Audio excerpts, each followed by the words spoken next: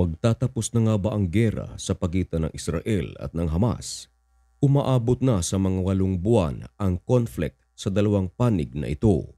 Ayon sa report, umabot na ng 37,000 ang nasawi sa conflict ng Israel at ng Hamas. Subalit, ayon sa kampo ng Israel, questionable ang naturang numbers of casualties sapagkat hindi nila ibinukod ang mga napaslang na mga terorista sa mga sibilyan mula noong October 7, 2023 hanggang sa taong kasalukuyan. Hanggang sa buwan na ito ay nag-respond na ang Hamas. Ito ay kinumpirma ng foreign ministers ng Qatar at Ehipto. Kasama rin ito ang United States of America. Ayon sa mga mediators na ito, natanggap na nila ang respond ng Hamas para sa isinasagawang ceasefire proposal sa pagitan ng Israel at ng Hamas at kasalukuyan ng pinag-aaralan ang respond ng Hamas. Mismong spokesperson ng Hamas ang nagsalita na si Jihad Taha na nag-respond na sila sa proposal ng Qatar, Egypt at United States of America tungkol sa ceasefire. Maging ang kampo ng Estados Unidos sa pamamagitan ng spokesman nito na si John Kirby, kinumpirma na ang Hamas ay nagpadala na ng sulat sa Qatar at Egypt bilang respond sa naturang ceasefire.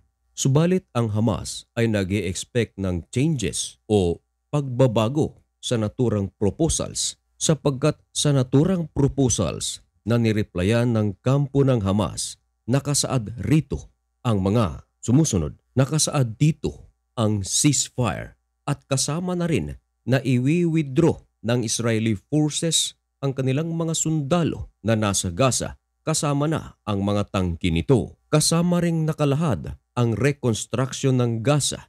Hindi lang malinaw kung sino talaga ang magre-reconstruct sa naturang lugar. Nauna nang nagpahayag ang Saudi Arabia na hindi sila magre-reconstruct ng Gaza. Subalit, ang usaping reconstruction ng Gaza ay pinag-aaralan na rin ng United Nations. Kasama ring nakasaad ang palitan ng mga hostages mula sa kamay ng Hamas at mga prisoners na nasa Israel. Ang changes na ine-expect ng Hamas ay hindi nila inelaborate. Nitong Martes lang o kahapon, kinumpirma ng Hamas na ibinigay nila ang kanilang reply sa United States of America at maikli lang ang kanilang reply at sa naturang reply.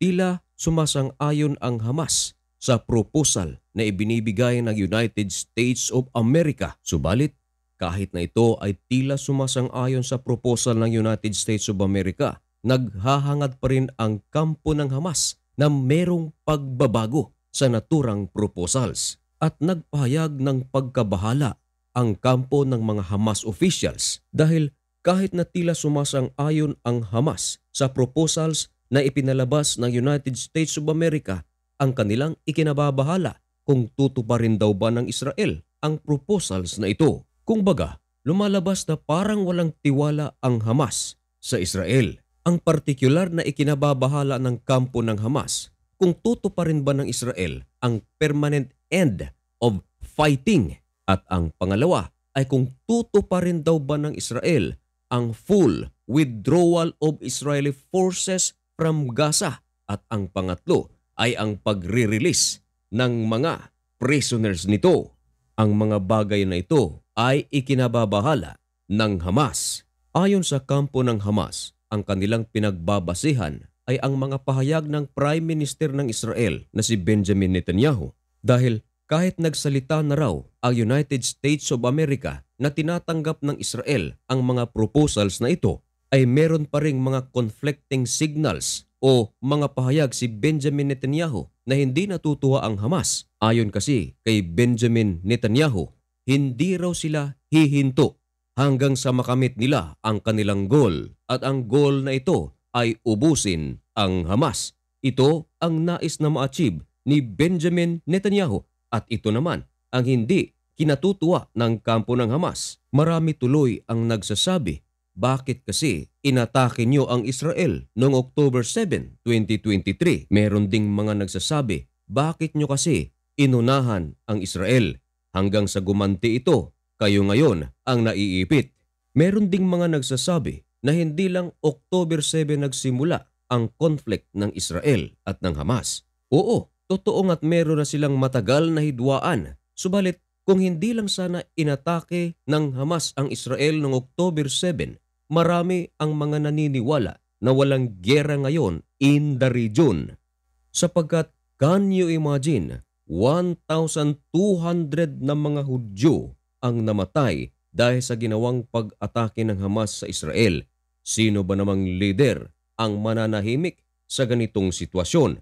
At maliban sa 1,200 na mga Israelitang napaslang, mayroon pang mga hostages na hinahawakan ang Hamas. Kaya hindi rin daw natin masisisi ang Israel sa kanilang ginagawang opensiba sa Gaza. Ito ay upang ma-recover ang mga hostages na hawak ng Hamas. At katunayan, nito lang nagdaang araw, merong mga 4 na mga Israelita captives ng Hamas ang nailigtas ng Israel. Madugo ang pagliligtas nito sapagkat nakuha man nila ang 4 na mga hostages na mga Israelita, kapalit naman nito ang 274 na mga Palestinian ang napaslang at 700 ang sugatan. At sinisi ng Israel ang Hamas sa mga 300 na mga Palestinian civilian na napaslang at 700 na mga sugatan. At sa mga madugong pangyayaring ito ay nag-reply na ang Hamas sa mga proposals na isinabmit ng United States of America. Sinabihan na rin ng senior Hamas officials ang Lebanon na nagsubmit na sila ng proposals sa mga mediators gaya ng Qatar, Egypt at United States of America. Ito na yata ang hudyat na pinapaalam ng Hamas sa kanilang mga kapatid na mga Hezbollahs sa kanilang ginagawang pag-atake sa Israel na ihinto na rin ito. Sana ito ay totoo. Kinumpirma naman ng mga foreign ministers ng Qatar at Egypt ang mga pahayag ng Hamas.